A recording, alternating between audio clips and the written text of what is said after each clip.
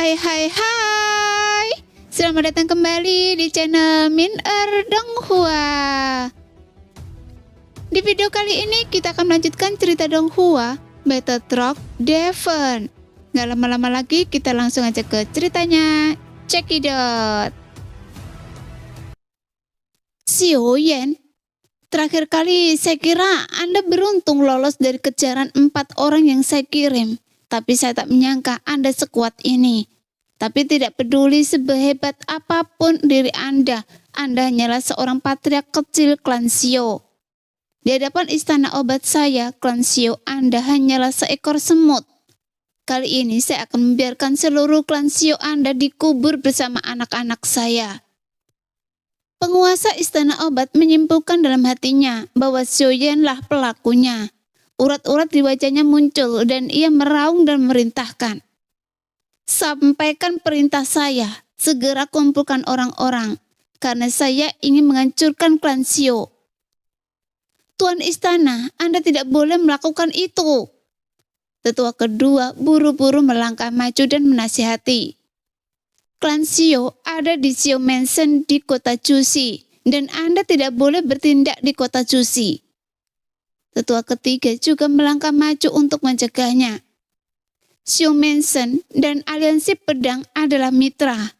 Aliansi pedang tidak akan pernah tinggal diam dan menyaksikan kehancuran Xiao Mansion. Lagi pula, Kaisar Iblis dan Xiaoyan ada saudara. Jika kita bertindak melawan klan Xiao, Kaisar Iblis kemungkinan besar akan bertindak melawan kita. Mohon pikirkan lagi, Tuan Istana. Aturan yang tidak boleh dilawan kota Jushi hanyalah membatasi pasukan kecil dan menengah. Jika istana obat saya bersikeras membuat pengecualian, hal terburuk yang bisa terjadi adalah memberikan penjelasan dan sejumlah kompensasi kepada pasukan besar setelahnya. Penguasa istana obat melotot dengan amarah yang membara di hatinya. Aliansi pedang belum berani menghadapi amarah istana obat saya. Dan saya tidak percaya mereka akan berani melawan istana obat saya hanya demi klan Xiao. Adapun Kaisar Iblis King Horan, dia belum menjadi kekuatan yang harus diperhitungkan. Jika dia melawan istana obat saya demi klan Xiao, itu hanya akan memperburuk penyatuan klan Iblis. Saya juga tidak percaya dia akan mengabaikan penyatuan klan Iblis. Tapi, tetua kedua ragu sejenak dan melanjutkan. Kamar dagang telah lama mengincar pasar obat istana obat kita. Bukan tidak mungkin mereka akan memanfaatkan kesempatan untuk mendukung Xiao Mansion bergabung dengan ras manusia, iblis, dan monster untuk menghancurkan istana obat kita. Penguasa istana, jangan lupa bahwa Zhen Bufan adalah adik Zhen Zhongfu. Dan menurut informasi yang kami terima, Raja Iblis telah mengunjungi Xiao Mansion secara langsung. Dan hubungan antara ras monster dan Xiao Mansion tampaknya tidak sederhana. Jika situasi 4 kekuatan utama bergabung benar-benar muncul, itu akan menghancurkan istana obat kita. Tetua pertama juga cemas. Apa yang dikatakan tetua kedua sangat benar. Ras manusia, ras iblis, dan ras monster semuanya memiliki kepentingan di kamar dagang. Jika kamar dagang mendukung Xiao Mansion dengan motif tersembunyi, itu melibatkan kepentingan 3 ras utama dan kemungkinan mereka bergabung memang sangat tinggi. Penguasa istana. Karena mengenai keselamatan istana obat, ketua keempat juga berdiri. Selain itu, kita harus mengakui bahwa di gua darah pembunuh, hidup dan mati ditentukan oleh kekuatan. Tidak masuk akal bagi kita untuk menyerang klan Xiao dan mudah untuk memberi alasan kepada kekuatan super ini. Belum lagi kita tidak memiliki bukti untuk membuktikan bahwa Xiaoyan yang melakukannya. Bergabung tidak masuk akal, tidak ada bukti. Kata-kata ini seperti baskom berisi air dingin yang dituangkan ke kepala, sehingga menenangkan kemarahan penguasa istana obat. Kemudian dia mengamati kerumunan dengan tatapan tegas dan kesuraman di matanya semakin menjadi-jadi. Kalau begitu, katakan pada penguasa istana ini, apakah Anda akan membiarkan klan Xiao pergi seperti ini? Bagaimana mungkin? Siapapun yang berani memprovokasi istana obat tidak akan berakhir baik. Melihat kepala istana perlahan-lahan tenang, suara tetua kedua agak muram. Meskipun kita tidak bisa menyerang klan Xiao, kita bisa mengirim orang untuk memburu Xiaoyan. Kemudian penguasa istana dan berteriak, membunuh Xiaoyan saja tidak cukup untuk melampiaskan kebencian saya. Tetua kedua menelan ludahnya dan berkata, penguasa istana, selama Xiaoyan disingkirkan, klan Xiao tidak akan lagi memiliki kemungkinan untuk terus bekerja sama dengan aliansi pedagang. Dan mau tidak mau harus kembali ke negara kekaisaran. Saat itu kelangsungan hidup seluruh klan Xiao akan berada di tangan kita, kan? Di akhir ucapannya, tetua kedua mengulurkan telapak tangannya dan mengepakkannya dengan kuat, seolah-olah dia telah mengendalikan nasib klan Xiao. Setelah mendengar kata-kata tetua kedua, penguasa istana obat menatap kubah aula. Wajahnya terus berubah dan dia tidak berbicara untuk waktu yang lama. Seolah-olah dia sedang berjuang keras di dalam hatinya. Setelah beberapa lama, ia menundukkan kepalanya dan berkata, saya akan melakukan apa yang Anda katakan. Kali ini Anda harus berhasil untuk saya. Jika seperti terakhir kali, saya tidak hanya akan bertanya pada Anda, apa Anda mendengar saya? Teriakan tiba-tiba itu sangat mirip dengan suasana hati Master Istana Obat yang berubah-ubah saat ini, dan membuat orang-orang yang baru saja menaruh hati mereka ketakutan. Terakhir kali, kita tidak tahu kekuatan Xiaoyan, dan kita benar-benar meremehkannya. Tetua pertama buru-buru menjelaskan, lalu segera berjanji. Itu tidak akan terjadi kali ini. Dia keluar dari gua darah pembantaian kali ini. Saya perkirakan dia akan segera menembus bintang 5. Saya juga berpikir begitu. Tetua kedua mengangguk. Untuk memastikan Xiaoyan bintang 5 terbunuh tanpa kesalahan, saya rasa kita harus mengirimkan Dodi bintang 6 kali ini.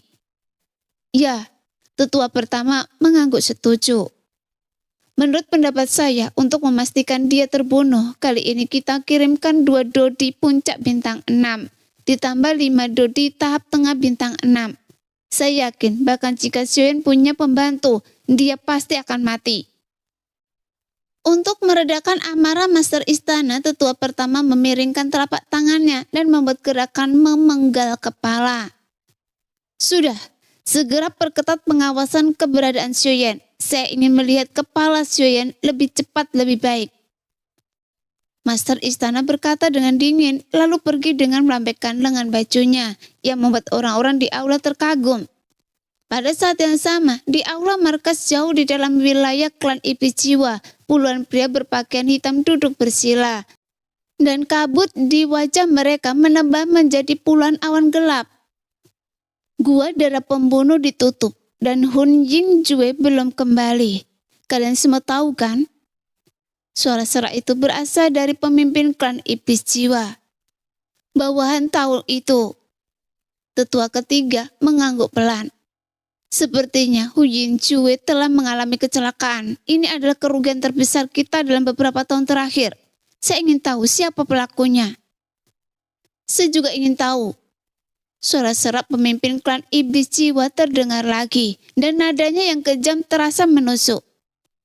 Hun Yingjue adalah seorang jenius langka di klan kita. Dia kuat dan menguasai pembunuhan, baik dalam melacak maupun bersembunyi. Tak seorang pun di level yang sama dapat menandinginya. Jika dia benar-benar terbunuh di gua darah pembunuh, saya tak percaya. Tetua kedua bertanya. Sehebat apapun dia bersembunyi, sulit untuk menghindari deteksi kekuatan jiwa. Akankah dia dibunuh oleh seorang jenius dengan kekuatan jiwa yang kuat? Menurut laporan mata-mata dan Bingyan yang memiliki kekuatan jiwa yang kuat tidak kembali ke istana obat. Mungkinkah mereka berdua mati di sana? Ini tidak mungkin. Kepala klan Iblis Jiwa mengernyitkan bibirnya beberapa kali. Anda tidak tahu kalau Hu Yingjue masuk dengan token tembus pandang. Jika Hu Yingjue berinisiatif memprovokasi dan Bingyan, maka dan Bingyan tidak akan bisa mengancam Hu Yingjue. Urat-urat di dahi klan Iblis Jiwa berdenyut-denyut. Kali ini, klan Iblis Jiwa tidak hanya kehilangan Hu Yingjue, seorang jenius tak tertandingi yang langka dalam puluhan ribu tahun, tetapi juga kehilangan harta karun klan iblis jiwa, token tembus pandang. Jadi bagaimana mungkin dia tidak marah? Tetua yang sedari tadi duduk terdiam setuju. Memang, dengan kemampuan penyembunyian Hu Yingzue, jika Hu Yingzue dengan kartu gaibnya tidak berinisiatif untuk muncul dan memprovokasi para jenius tak tertandingi itu, tak seorang pun bisa membuatnya celaka. Berbicara tentang ini, ia tiba-tiba teringat sesuatu. Hu Yingzue masuk ke dalam ilusi untuk membunuh Xiaoyan, tetapi sekarang Xiaoyan telah keluar hidup-hidup dan sehat, dan saya dengar dia berada di peringkat pertama dalam hal membunuh jasa. Mungkinkah itu dia? Saya rasa itu memang dia. Pemimpin klan jiwa iblis mengangguk dingin dan berkata dengan marah, Xiaoyan ini telah berulang kali menghancurkan rencana kita di negara kekaisaran, menyebabkan kita kehilangan pasukan dan jenderal satu demi satu. Sekarang dia telah membunuh Yingzue. Orang ini harus mati. Jika tidak, dengan potensinya dia pasti akan menjadi batu sandungan terbesar bagi klan iblis jiwa kita di masa depan. Tetua ketiga, Anda harus segera mengirimkan penilaian kekuatan Xiaoyan kepada aliansi bayangan dan meminta mereka untuk memberi perhatian khusus pada Xiaoyan. Jangan biarkan mereka gagal lagi karena meremehkan kekuatan Xiaoyan seperti terakhir kali. Kali ini kita harus memastikan tidak ada kesalahan. Setelah pemimpin klan jiwa iblis selesai berbicara, dia perlahan menutup matanya dan berhenti berbicara. Kemudian sosok-sosok di aula perlahan bubar. Di aula cabang aliansi bayangan, pemimpin aula cabang melirik sepotong informasi yang baru saja diterima dan alisnya berkerut erat. Dari informasi yang dikirim oleh klan iblis jiwa, Xiaoyan memang perlu ditaksir terlalu tinggi. Namun aliansi bayangan punya aturannya sendiri. Kali ini mereka hanya bisa mengeluarkan perintah pembunuhan misterius level 2. Dodi tahap akhir bintang 6 melawan Dodi tahap awal bintang 5 seharusnya sudah cukup. Namun, kepala aula cabang segera menggelengkan kepalanya lagi, mencubit alisnya dengan erat dan tatapan tajam terpancar di matanya. Tidak, untuk memastikan semuanya aman, kita harus mengirim 2 Dodi tahap tengah bintang 6 lagi. Xiaoyan merupakan kehormatan bagi Anda untuk membuat aliansi bayangan gagal dan membuat klan iblis jiwa kehilangan seorang jenius yang tak tertandingi.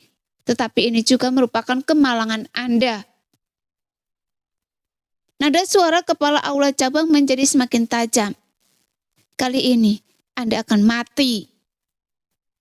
Hampir di saat yang sama ketika 3 kekuatan utama Istana Obat, klan iblis jiwa dan aliansi bayangan sedang mendiskusikan cara menghadapi Xiaoyan. Aula keluarga Zhen yang megah juga diselimuti awan gelap. Kepala keluarga Zhen, Zhen Zhongfu yang juga kaisar manusia, mengenakan jubah perang naga emas dan duduk di kursi naga sambil memainkan cincin giok di tangannya. Tetapi matanya dipenuhi amarah, sehingga para tetua yang duduk di kedua sisi tidak berkata apa-apa, hanya menatap pria berbaju putih yang berlutut di tengah aula dengan keterkejutan dan penyesalan di mata mereka. Pria berbaju putih ini adalah Zhen Jian yang telah kembali dari gua pembantaian darah, tetapi saat ini kesombongannya telah lenyap. Tatapannya dekaden dan kosong, dan ia tampak seperti mayat berjalan. Melihat itu, Zhen Zhongfu berkata dengan marah, selama perjalanan ke gua pembantaian darah ini, saya menaruh harapan besar pada Anda, berharap Anda dapat memenangkan kejayaan bagi keluarga Zhen saya, dan mengalahkan para jenius tak tertandingi lainnya. Suaranya sangat pelan, penuh amarah yang sulit dilepaskan. Tapi saya tak pernah menyangka Anda akan dikalahkan oleh Xiaoyan sebelum bertarung dengan para jenius tak tertandingi lainnya. Setelah Anda kembali, Anda mabuk-mabukan setiap hari dan tak berniat berlatih. Siapa yang bisa memberitahu saya apa yang terjadi? Bagaimana mungkin kepala keluarga baru dari keluarga yang berafiliasi dengan keluarga Zhen bisa mengalahkan jenius tak tertandingi dari keluarga Zhen yang saya tunjukkan sendiri, dan membuat jenius tak tertandingi dari keluarga Zhen saya begitu dekaden? Pada akhirnya, Yen Zhongfu murka dan cincin giok di tangannya pecah berkeping-keping. Mendengar kata Xiaoyan, Zhen Jian tiba-tiba mengangkat kepalanya dan amarah yang tak terelakkan melintas di matanya. Tetapi sayangnya itu hanya kilasan dan tatapannya tiba-tiba meredup lagi. Apa? Anda tidak mau bicara kan? Biarkan saya yang mengurus Anda kan? Melihat Zhen Jian masih diam, Yen Zhongfu mengangkat alisnya dan raut wajahnya yang dingin tampak ganas. Namun Zhen Jian telah dicintai oleh para tetua sejak ia masih kecil. Jadi tetua tertua di samping buru-buru berbicara untuk memohon Zhen Jian. Tenanglah Patriark, saya rasa Zhen Jian tidak bermaksud membantah. Tapi pasti ada cerita di balik layar yang tidak kita ketahui. Tetua kedua juga berbicara untuk memohon Zhen Jian. Apa yang dikatakan tertua masuk akal. Kita telah menyaksikan Zhen Jian tumbuh sejak kecil dan kita sangat mengenal karakternya. Sekarang dia sedang terpuruk dan itu pasti bukan hanya karena kekalahannya. Permohonan kedua tetua itu sedikit menenangkan Yen Zhongfu. Ia menatap Zhen Jian yang rambutnya acak-acakan dan mengerutkan kening dalam-dalam. Kemudian dia berkata, "Pergi dan panggil beberapa orang yang pergi ke gua pembunuhan bersama Zhen Jian."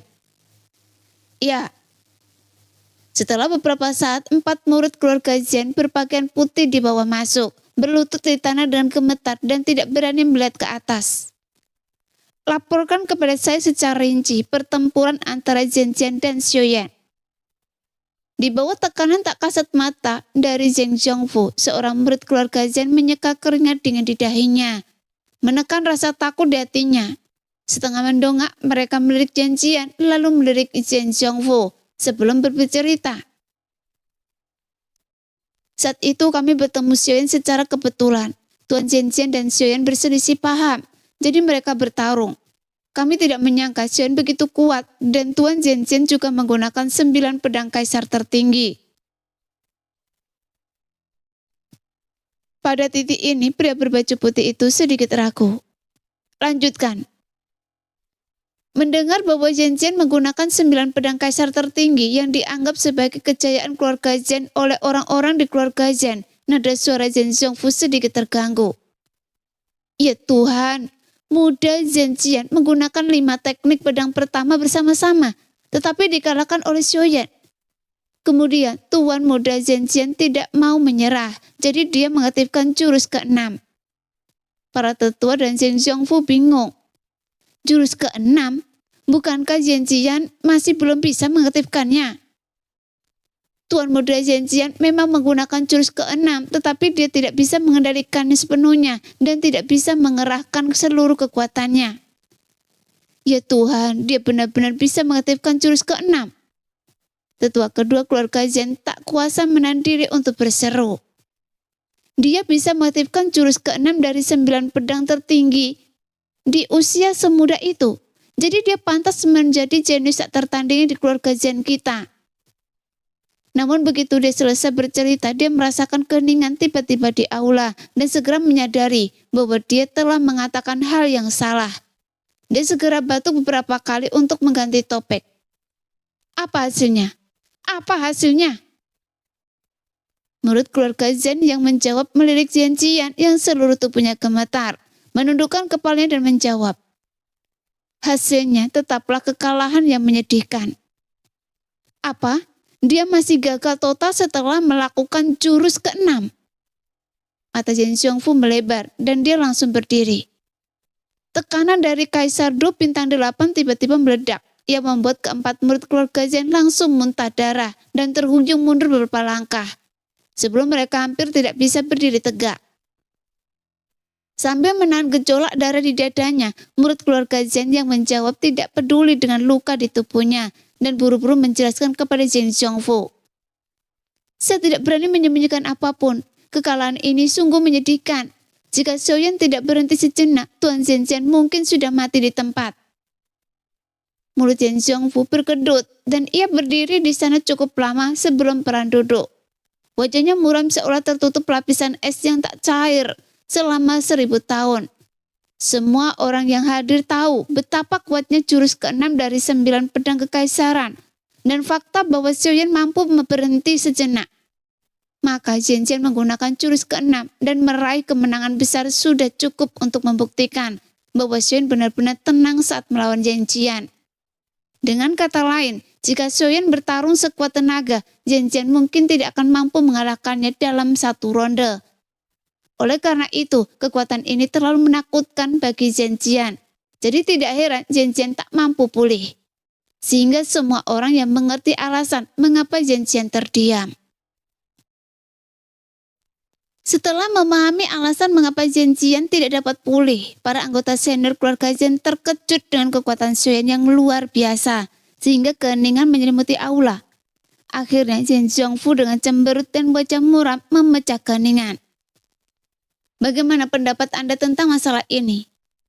Tetua itu ragu sejenak, lalu perlahan berkata, jika itu ras lain, kita masih bisa menghukumnya. Tetapi Xiaoyan adalah kepala keluarga dari keluarga afiliasi kita. Dan belas kasihannya pada Zhenjian juga menunjukkan bahwa Xiaoyan telah mempertimbangkan nama keluarga Zhen kita. Jadi masalah ini agak rumit. Sudah mempertimbangkan nama keluarga Zhen kita. Ini tidak lebih dari mempertimbangkan perasaan putri saya. Meskipun hatinya tidak setuju, wajah Zhen Zhongfu tidak menunjukkan ekspresi apapun. Ia mengalihkan pandangannya ke tetua ketiga yang diam. Melihat kepala keluarga menatapnya, tetua ketiga dengan lembut mengelus jenggot abu-abunya dan berkata, meskipun keluarga Zhen kita telah kehilangan seorang jenius yang tak tertandingi, tapi seorang jenius yang lebih cemerlang dan tak tertandingi juga telah muncul di keluarga kita. Dan perspektif keseluruhan, kita pada akhirnya lebih banyak bahagia daripada sedih. Hanya saja tindakan Xiaoyan kali ini telah sedikit merusak reputasi keluarga Zhen kita. Jadi kita perlu mempertimbangkan dengan cermat. Bagaimana mencapai keseimbangan yang tepat dalam menangani masalah ini. Zhen Zhongfu mengangguk sedikit dan menatap tetua kedua lagi. Tetua kedua berpikir sejenak dan berkata, keluarga Xiu selalu memiliki hubungan yang sangat dekat dengan aliansi pedagang selama bertahun-tahun. Mereka telah menghasilkan banyak uang dari Qingling Liquid dan telah membuat kemajuan pesat. Kekuatan mereka jauh dari sebanding dengan masa depan. Mereka tidak hanya menyatukan Disho, tetapi mereka juga telah memindahkan seluruh keluarga mereka dari Disho ke kota Jushi. Semua ini terjadi setelah Xiaoyan datang ke benua Dodi. Jika tidak cukup memperhatikan hal ini sebelumnya, atau kita tidak memperhatikannya sama sekali, kita tidak tahu banyak tentang situasi klan Xiu saat ini. Saya rasa, haruskah kita meminta Zhen Bufan untuk datang? Dia seharusnya tahu lebih banyak tentang situasi klan Xiu. Mari kita tanyakan padanya dan kemudian membuat keputusan. Harus dikatakan bahwa adegan ini adalah interpretasi terbaik dari pepatah kekuatan menentukan segalanya. Zhen Zhongfu merutkan kening lagi, berusaha sekuat tenaga untuk menenangkan emosinya. Setelah sekian lama ia menurunkan tangannya, mengembuskan nafas yang seakan tertahan di dadanya dan berkata, Anda harus segera memanggil Bufan. Baik. Seseorang segera menuruti perintah itu sambil menatap Zhenjian dan 5 orang lainnya yang masih berlutut. Tatapannya terpaku sejenak dan wajah Zhen Zhongfu memancarkan kekecewaan total. Namun ia segera pulih seperti biasa dan berkata dengan ringan, Anda bisa mundur dulu. Zhenjian, Anda tidak sehebat yang lain dan Anda tidak tahan dengan kemunduran. Jadi Anda tidak bisa menyalahkan orang lain. Mudah untuk pulih dari penyakit fisik, tetapi sulit untuk menghilangkan sakit hati. Di masa depan, itu tergantung pada keberuntungan Anda sendiri. Sambil menatap Zhenjian yang tatapannya masih kosong saat ia pergi, semua tetua tak kuasa menahan desahan dalam hatinya. Merasa sedikit berat dan diam-diam menunggu kedatangan Zhen Bufan, karena kamar dagang terhubung dan keluarga Zhen melalui lubang cacing. Tak lama kemudian langkah kaki terdengar di pintu dan Zhen Bufan berjalan ke aula dengan senyum tipis. Ada urusan apa sampai saya harus datang secepatnya? Kalau saya bilang sudah lama tidak bertemu dan secara khusus mengundang Anda minum teh, apa Anda akan percaya? Jelas, kedatangan Jen Bufan meredakan suasana hati Jen Xiongfu yang tertekan. Tetapi ia tak banyak tersenyum ketika berdiri bersama para tetua untuk menyambutnya. Tentu saja saya tidak percaya. Jen Bufan tersenyum dan tatapannya menyapu wajah semua orang dan dia sudah bisa menebak dan jelas. Saudaraku, Anda meminta saya datang kali ini. Apakah ini ada hubungannya dengan Xiaoyan dan Jen Ziyan? Tentu saja, saya tidak bisa menyembunyikannya dari Anda. Jen Xiongfu tidak berniat berbahasa basi dengan Jen Bufan. Setelah Jen Bufan duduk, ia langsung ke intinya. Saya ingin tahu pendapat Anda tentang Xiaoyan. Rahasia Xiaoyan yang tidak saya ketahui dan perkembangan Xiao Mensen selama bertahun-tahun. Oh, Jen Bufan tertegun, tetapi dia tertawa dalam hati. Ketika saya mengenali sang pahlawan dengan mata tajam saya, Anda masih memamerkan keunggulan keluarga Zen dan meremehkan keluarga Xiao. Sekarang Anda tahu betapa bijaknya saya saat itu, kan? Setelah tertegun, Jen Bufan tersenyum tipis dan berkata dengan tenang. Saya hanya punya 4 kata untuk menggambarkan Xiaoyan. Potensi tak terbatas dan di bawah kepemimpinan Xiaoyan yang tiba-tiba muncul. Dengan kekayaan yang menyaingi sebuah negara dan dukungan ramuan ajaib yang mumpuni, keluarga Xiao akan menjadi kelas 1 dalam waktu dekat. Jelas penilaian tinggi Jen Bufan mengejutkan semua tetua yang hadir. Karena kapan mereka pernah melihat Jen Bufan memberikan penilaian setinggi itu kepada seseorang atau suatu kekuatan. Jadi jantung Jen Bongfu berdebar lebih kencang dan ia bertanya dengan suara berat. Tidak perlu membicarakan apa yang semua orang tahu, saya ingin tahu lebih detail. Jika Anda ingin tahu lebih detail, Anda harus bertanya pada putri kesayangan Anda. Dia mengelola seluruh Xiao Mensen untuk Xiaoyan. Dia tahu jauh lebih banyak daripada saya. Jadi dia seharusnya tahu segalanya. Jen Bufan tersenyum getir. Tapi berdasarkan apa yang saya tahu, itu sudah sangat menakutkan. Katakan pada saya. Jen Bufan berkata dengan serius. Sejujurnya, saya sudah berusaha keras dan menghabiskan banyak uang untuk bekerja sama dengan Xiaoyan. Selain melihat 2 ramuan di pasaran yang bisa mendatangkan keuntungan besar bagi kamar dagang, saya juga curiga dia punya resep yang lebih baik. Tetua tertua keluarga Zen menghela nafas dingin. Kedua ramuan itu hampir menguasai seluruh pasar ramuan pemulihan kelas bawah benua Dodi. Anda bilang Xiaoyan punya resep yang lebih baik. Itu tidak berarti.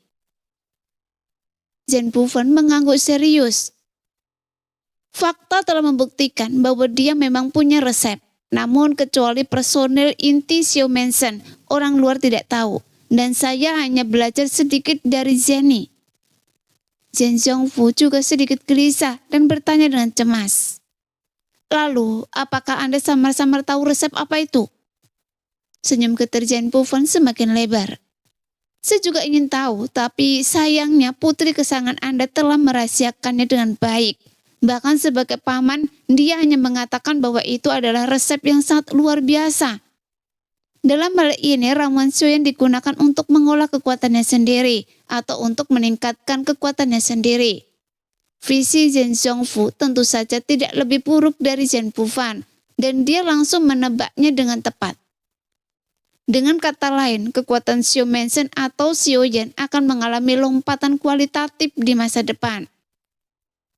Kalau begitu, kenapa kita tidak?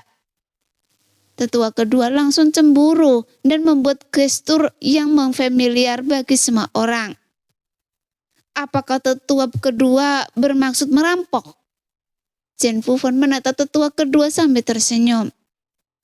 Keluarga Zen merampok keluarga afiliasinya sendiri. Bayangkan saja, jika ini terbongkar, bagaimana kakak tertua saya bisa terus menjadi kaisar? Bagaimana keluarga Zen bisa menghadapi yang lain? Melihat tetua kedua tersipu malu, tawa Jen Bufan semakin dingin. Setahu saya, karakter Xiaoyan lebih baik mati daripada hidup dalam aib. Jika Anda terlalu menekannya, paling-paling kita akan putus dan Anda tidak akan mendapatkan apa-apa.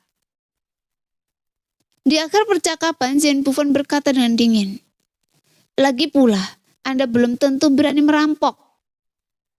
"Bufan, apa maksud Anda? Tidak bisakah keluarga Zhen saya menyentuh klan Xiao?" Meskipun usulan tetua kedua agak berantakan, bagaimanapun juga tetua kedua adalah anggota senior keluarga Zhen. Tapi Zhen Bufan terus-menerus memprovokasinya, sehingga Zhen Zhongfu mau tidak mau merasa sedikit kesal. Zhen Bufan berkata dengan enteng, "Bisa saja disentuh, tapi harganya mungkin tak terjangkau bagi keluarga Zhen." Melihat wajah para tetua dan Zhen Zhongfu yang tiba-tiba muram, Zhen Bufan menyesap teh harum itu dan melanjutkan, "Marga saya juga Zhen, jadi sebaiknya saya katakan saja langsung. Kalian pasti sudah dengar tentang Raja Monster yang membawa orang-orang mengunjungi Xiao Mansion, kan?" Tetua ketiga membulutkan kening dan merenung. Memang benar, Raja Monster secara pribadi membawa orang-orang mengunjungi Xiao Mansion, tapi bukan berarti ras monster akan membela Xiaoyan. Zhen Bufan mendengus dan tertawa. "Tidak. Tahukah kalian kenapa Raja Monster membawa orang-orang ke Xiao Mansion? Itu untuk menyambut gadis suci ras monster. Dan gadis suci ras monster ditemukan oleh Xiaoyan, sehingga berhasil kembali ke ras monster. Hanya untuk masalah ini, ras monster tidak akan tinggal diam dan tidak berbuat apa-apa terhadap urusan klan Xiao.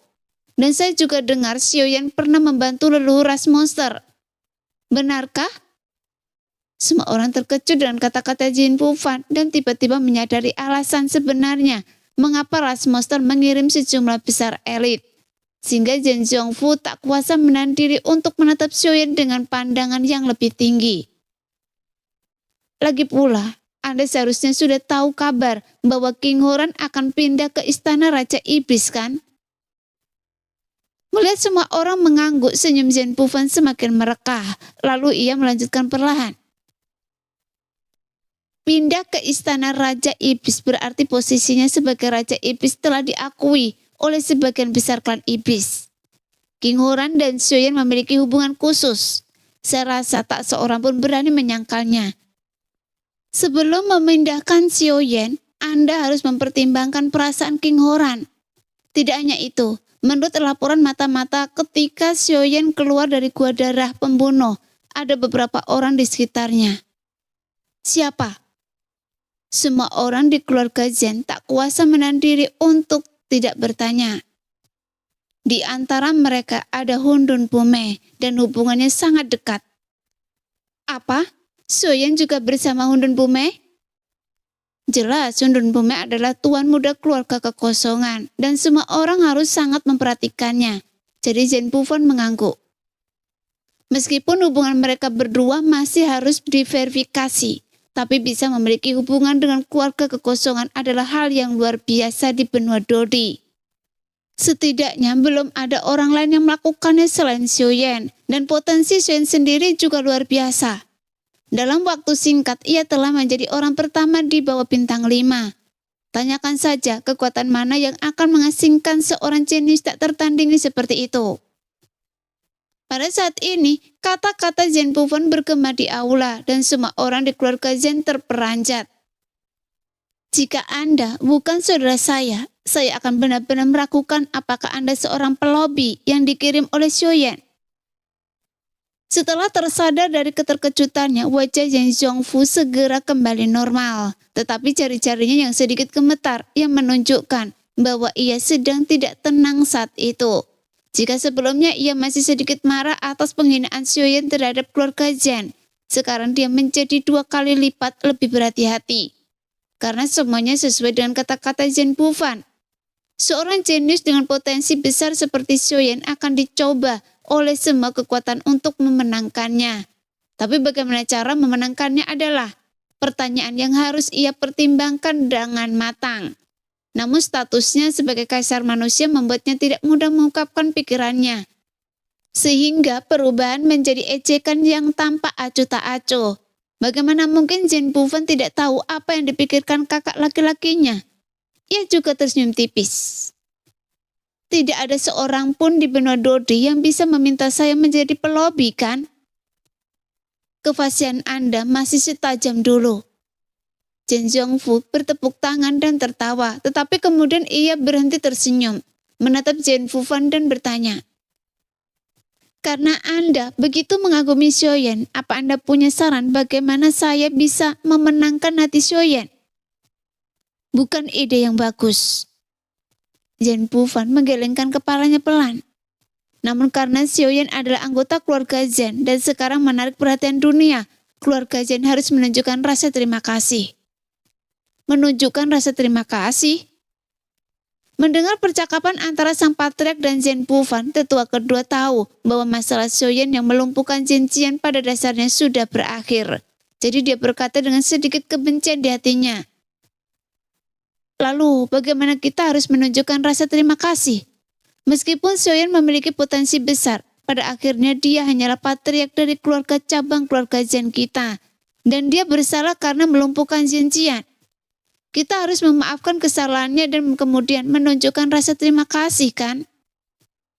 Oh, sepertinya tetua kedua masih merenungkan masalah Jen Qian. Jen Bufan menoleh dan menatap langsung ke arah tetua kedua dengan seringnya di wajahnya. Bagaimana mungkin seseorang yang mencapai hal-hal besar tidak memiliki sedikit kemurahan hati? Jika keluarga Zen selalu memberikan perhatian ekstra kepada klan Xiao, maka sedikit kebaikan akan membuat Xiaoyan sangat bersyukur. Sayangnya, pertumbuhan klan Xiao hingga hari ini tampaknya merupakan hasil dari usaha mereka sendiri, kan? Jen Zhongfu segera menambahkan, bagaimana Anda bisa tumbuh tanpa melalui kesulitan? Seekor elang muda yang berlindung di bawah sayap elang tidak akan pernah bisa terbang tinggi. Kepedulian keluarga Zen terhadap keluarga-keluarga afiliasinya bukanlah kepedulian seperti yang Anda bayangkan. Jen Zhongfu yang layak menduduki posisi tinggi dan memiliki rencana yang luar biasa. Melihat tetua kedua merasa malu dan hanya dengan beberapa patah kata, ia mengubah sikap dingin klan Xiao menjadi ujian bagi klan Xiao.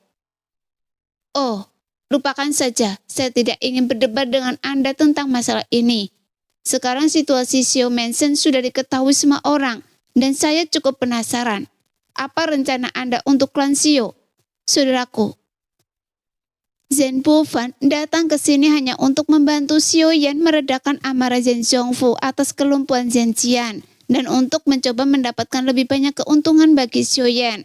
Tapi dia tidak berniat berdebat dengan Jen Zhongfu, jadi dia mengajukan pertanyaan itu kembali kepada Jen Zhongfu dengan enteng. Setelah sedikit ragu, Jen Zhongfu membuat keputusan dalam hatinya. Setelah mendengarkan apa yang Anda katakan, saya memiliki pemahaman umum tentang situasi klan Xiao. Merupakan suatu kehormatan bagi keluarga Zen saya bahwa keluarga cabang dari keluarga Zen saya dapat mencapai prestasi seperti itu dalam waktu yang begitu singkat. Keluarga Zen selalu bermurah hati kepada anggota klan yang telah memberikan kontribusi, dan keluarga Zen pasti akan membantu dengan murah hati untuk kebutuhan klan Xiao.